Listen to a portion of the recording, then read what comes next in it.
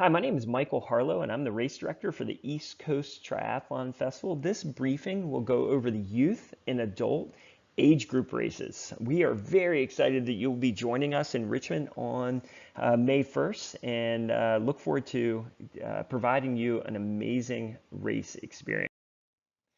Before I get started, I do want to give recognition to the several sponsors who are making this race possible. You can see all these sponsors on this slide.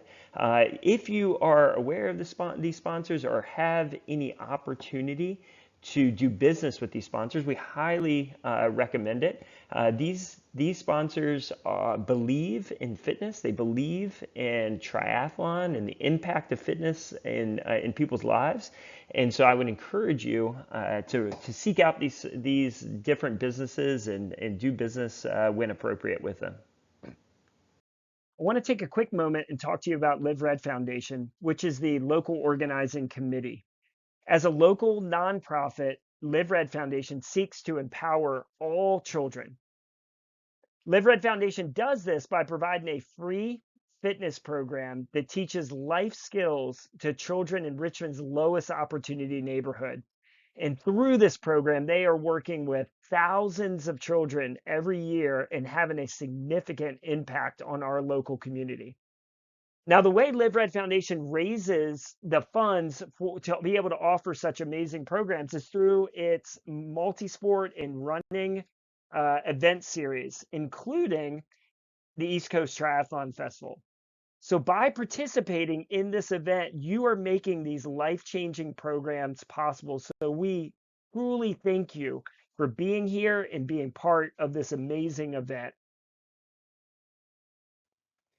Let's talk real quickly about parking and get into the venue. So the easiest place to park is in the hotel area if you're staying in one of the local hotels, and that is all shown in the blue area. You will also find a lot of restaurants in that area as well.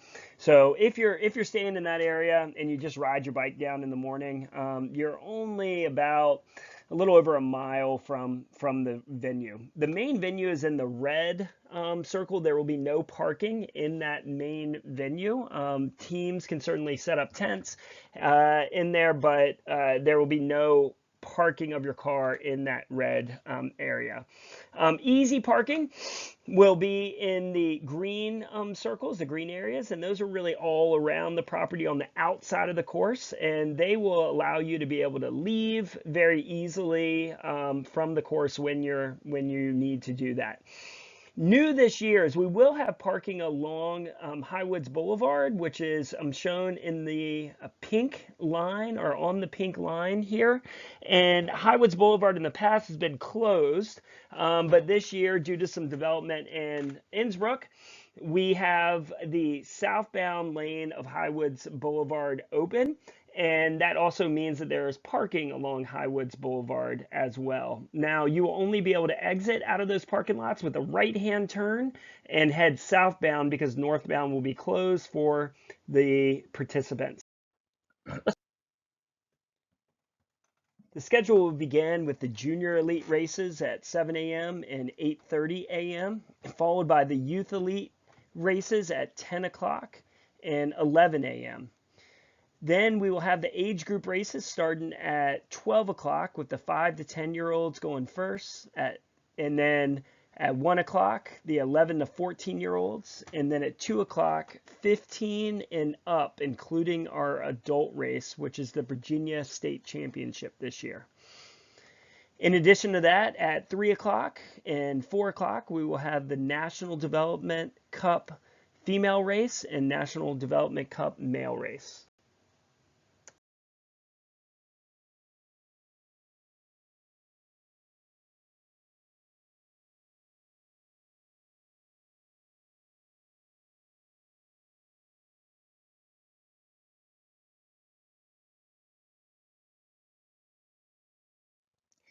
You want to pay attention to your specific schedule.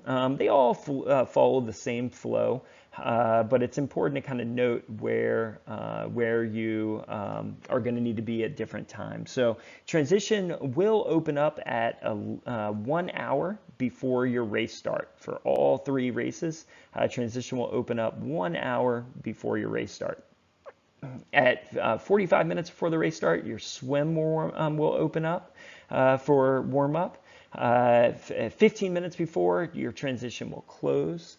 We will ask you to be at the race start with your swim cap in your timing chip, all ready to go 10 minutes before, and we will line you up in numerical order and then call you out to choose your starting position.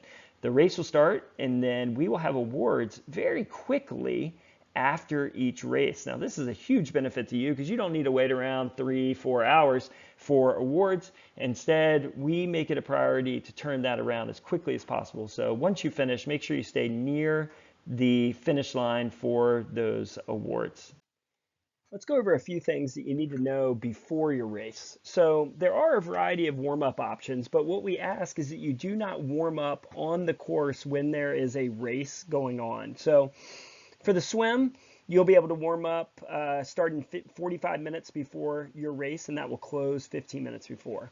For the bike, you can warm up on the course as long as there isn't a live race going on. Or if you go outside the course, there are many nice roads that you can warm up on that are outside the main course loop. And then the run, same situation. You can warm up outside of the course or within the parking lot is perfectly fine as well.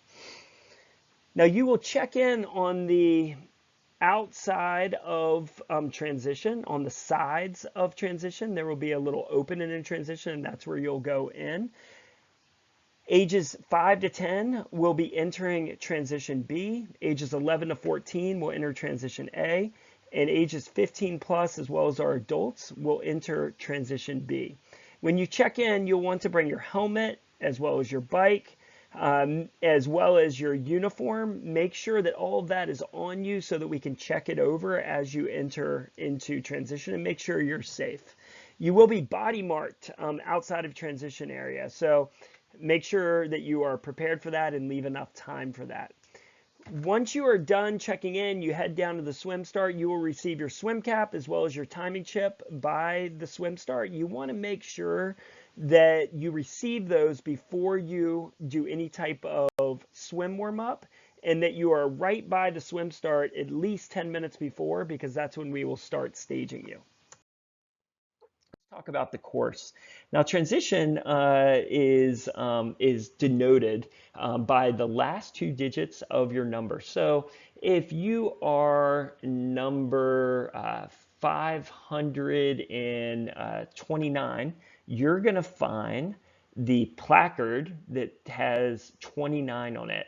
That is because we have multiple different races throughout the day, and 29, 129, 229, 329, all those athletes are going to use the same area for their specific race.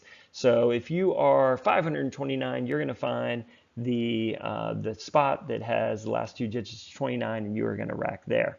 In transition 1, we encourage you to rack by the seat, but you can also rack by the handlebars.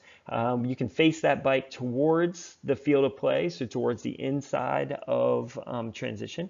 If you can't rack it, namely we're talking to those 5 to 10-year-olds out there, we will find a place for you to kind of put this beside a rack, and that is perfectly fine. We will work with you. We specialize in youth races, so don't worry, we will be able to help you out with that. Your gear should all be on the bike or behind the front wheel of the bike. And then once racked, we don't want you to remove the bike until the race start, until you actually get there and you're in the race.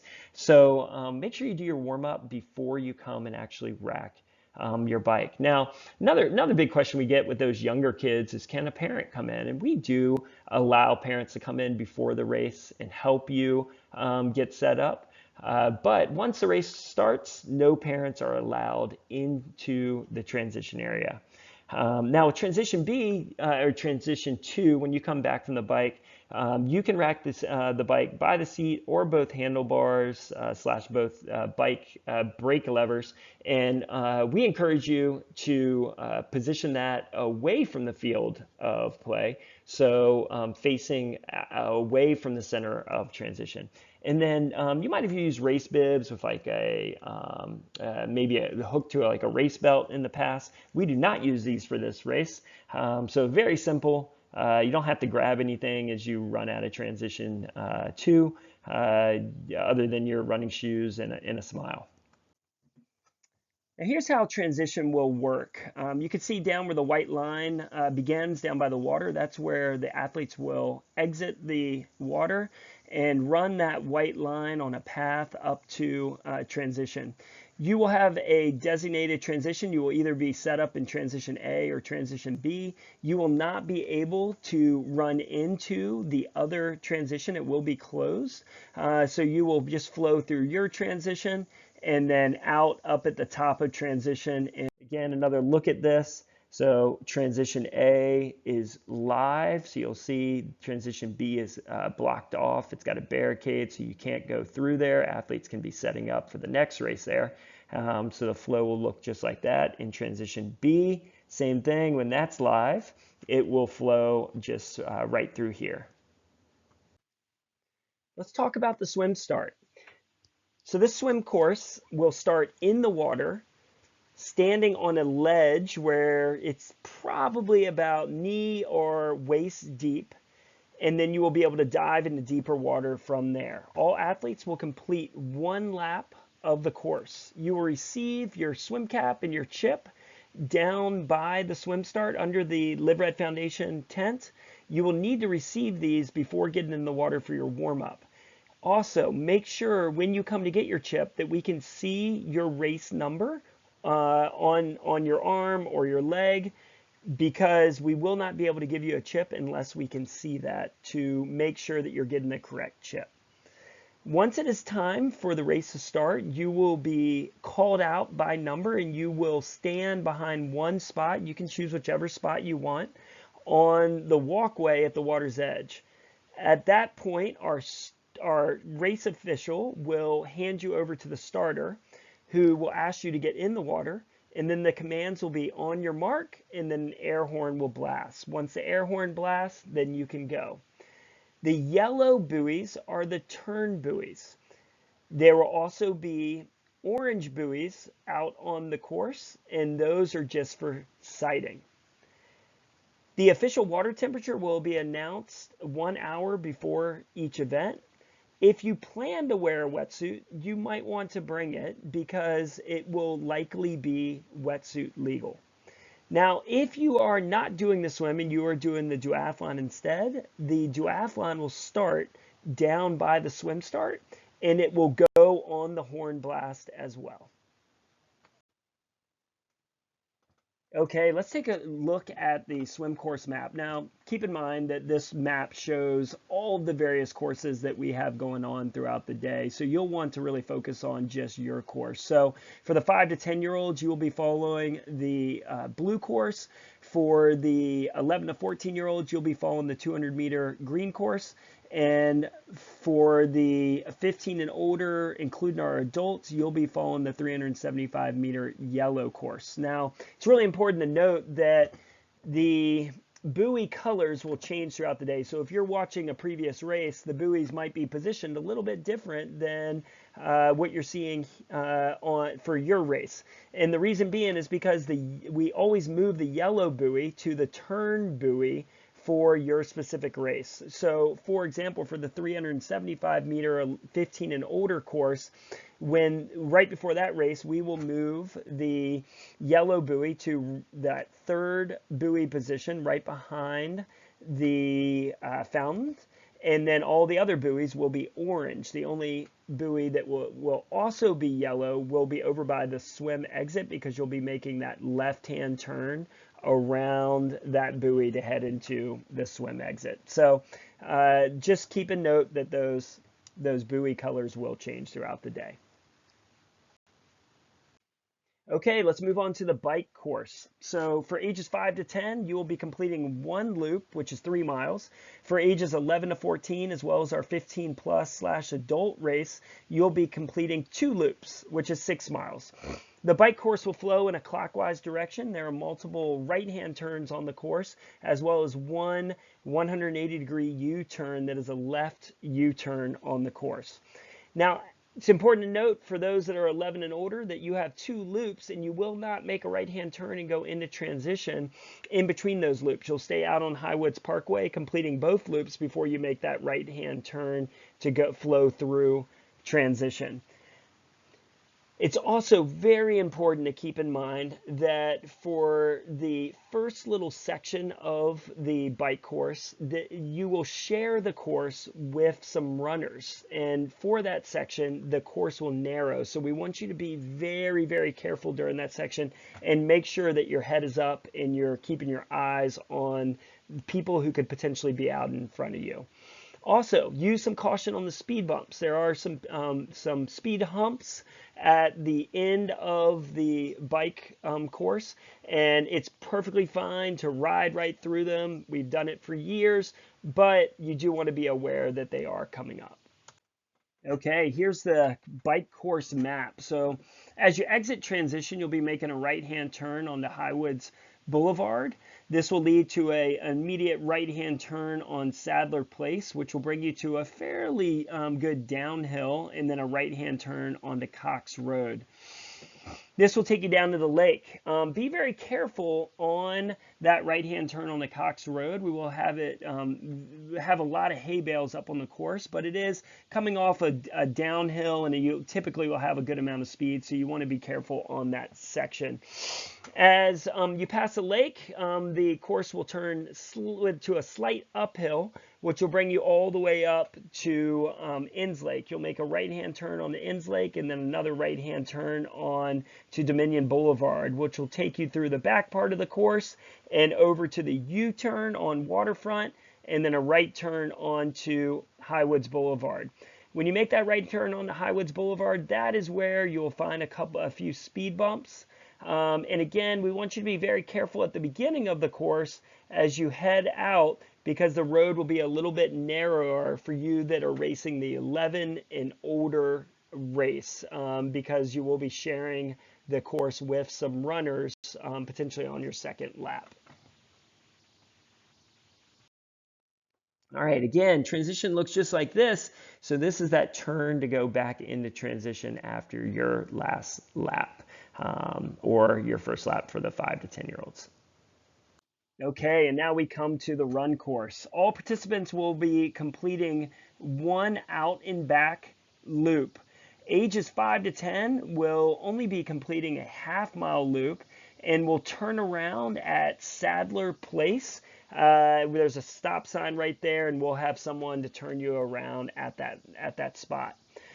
Ages 11 to 14, as well as 15 plus in adult, will be doing a longer loop, which is 2.5K or 1.55 miles. The course follows part of the bike course, as I spoke about on the bike course section, so you want to be careful on that section. There will be an aid station with water and Gatorade 200 meters from the start, as well as 200 meters from the finish. As you come back into completing your loop and about to approach the finish line, you'll want to make the left-hand turn around the cone that will be in the middle of the road, and then into the finish line, shoot from there. Pacing is not allowed by coaches, teammates, or friends, so please be careful of that, and have a great run. Now the run course is going to exit transition the same way that the bike did, and you're going to run right down along Highwoods Parkway. You are going to get to Sadler Place, and this is where the 5 to 10-year-olds are going to turn around, right there at the intersection of Sadler and Highwoods Parkway. You'll see this with the blue arrow on the map. But our 11 to 17-year-olds, as well as our adults, will continue down the hill on Sadler Place and make a right-hand turn on the Cox. You will continue downhill slightly to the lake, and then it'll be a slight uphill to your turnaround. Now, please be aware again that all along Highwoods Parkway and Sadler and out to your turnaround at Cox, you will have cyclists on the left side of you or on the outside of you throughout that whole section. So we need to be really aware and careful during that. But again, you will be separated by cones. I also just want to point out while I'm here, the duathlon course, for those that are doing the duathlon, the first run is going to start down here at the corner. You're going to see this blue map or this blue line going around the swim course. So when the swimmers take off, you will also take off and you'll follow the perimeter of the course. You'll go across a little bridge and then over onto the other side, and you will cross the timing mat just as the swimmers will and head into transition. So that's the first run on the duathlon, and then the second run will follow this red course. At the finish, you'll receive your finisher's medal, and there will be food and drink right nearby the finish line. You will want to exit the finish chute as quickly as possible, and then outside of the finish chute is where you'll find refreshments. Also, please make sure to remove your bike from transition as soon after the race as possible so that we can make sure to get the next race into your transition area so that we can start that on time. Awards will be held shortly after each race. For 5 to 10-year-olds, we expect this to be around 12:45 p.m. For 11 to 14-year-olds, around 1:45 p.m. And for our 15 and older in our adult race, 3 o'clock p.m. Awards will be given to the top 3 youth as well as adult triathletes in each age group, as well as the top 3 overall duathletes as well. Okay, you'll want to make sure that you are aware of the various rules that apply to triathlon events. I encourage you to look at the USA Triathlon site for the full list of rules, but some of the commonly violated rules are drafting or blocking. And what that means is that when you are riding on the road, you need to be on the right-hand side of the road at all times. Being on the left-hand side, you're blocking someone from going around you. If you are riding on the course, you need to stay what is essentially 5 bike lengths behind the cyclist in front of you. If you need to pass them, you can pass them on the left. And then if someone passes you and comes in front of you, then you need to drop back those 5 bike lengths before you attempt to pass them again. Abusive language would be penalized. Mount in the dismount line. So when you come up to, or when you're exiting transition, you need to cross the green line, put 1 foot on the other side before you mount your bike. And then when you come back from the bike, you need to put 1 foot on the ground and dismount your bike before the red line. These lines separate transition, where you can't ride your bike, from the bike course where you can ride your bike. You need to make sure that you have a certified helmet on, as well as that your chin strap is buckled whenever you are on the bike. You need to look in your helmet and make sure that you have a CPSC sticker that says that it's certified. If you have questions about this, you can reach out to the officials.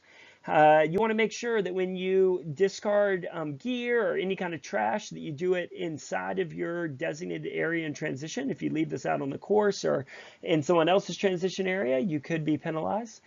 Aero helmets, disc wheels, and aero bars are not allowed with the youth races, but they are allowed for the adult race.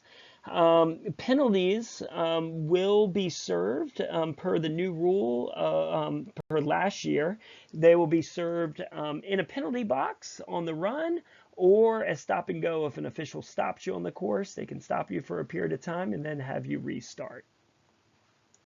So with that, you are all prepared for race day. We wish you the very best of luck, and we are so excited to see you in Richmond the weekend of April 30th and May 1st.